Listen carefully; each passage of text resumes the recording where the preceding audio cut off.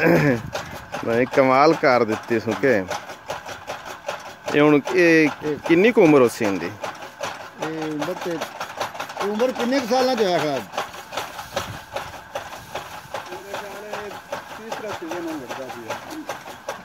सही इन्ना साल का हो गया हाँ क्योंकि 3 मैच लड़िया है तो 3 मैच ही जितया हाँ जी किधर मरीजा ने वाह जी वाह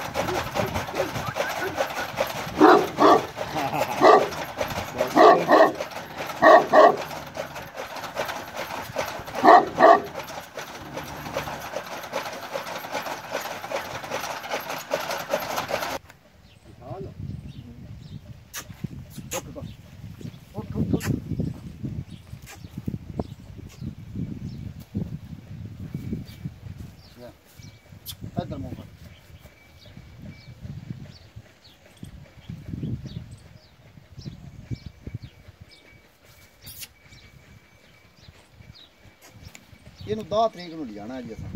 अच्छा दे लड़ाई ते ਹਾਂਜੀ सही ये कोई लड़ाया अगे